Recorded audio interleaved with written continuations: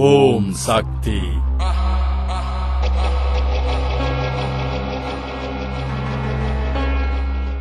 எதிர்கட்சிகள் என்ன செய்யறாங்கன்னா, அவங்க சொந்தமான ஆழ்மனத்தில் உணர்ந்த பிரச்சனைகளை மக்கள்கிட்ட பேசாம, ஹிண்ட்ராஃப் என்பவர்கள் உருவாக்கிய பிரச்சனைகளை ஹிண்ட்ராஃபையே ஒதுக்கிவிட்டு ஏதோ இவர்கள் தான் இந்த பிரச்சனைகளை புதிதாக கொண்டு வருவது போல அவர்கள் ஒரு பாவனையில் பேசிக் கொண்டிருக்கிறார்கள்.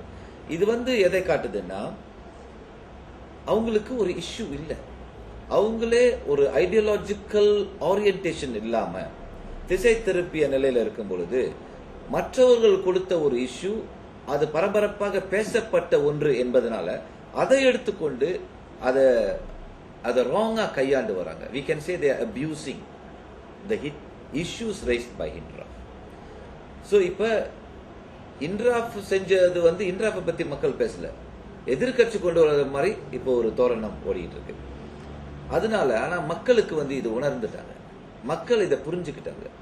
இது எதிர்கட்சியோட ஒரு திட்டம் என்பதை மக்கள் புரிஞ்சுக்கிட்டு இப்ப நாங்க போற இடத்துல நல்ல வரவேற்பு இருக்கு. முன்பு நம்ம போனப்ப ஆரம்ப காலகட்டத்தில் இந்த தேர்தல் பிரச்சாரத்துக்காக நம்ம போனப்ப வரவேற்பு கொஞ்சம் அவ்வளோ நல்லா இல்ல, கொஞ்சம் கூலா தான் இருந்தாங்க.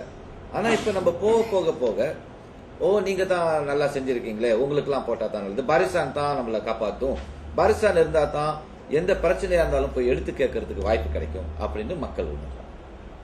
இன்னொன்னு நம்ம உணர வச்சிருக்கோம் மக்கள் கிட்ட பேசும்போது, அதாவது இப்ப உள்ள தலைமுறைகள் எல்லாத்தையுமே ஆமோதித்து கொண்டு போகும் Barisan national. We are saying Indians have become Indians are taking to gangsterism and all. I think they are not respecting our community. They are underestimating the Indians.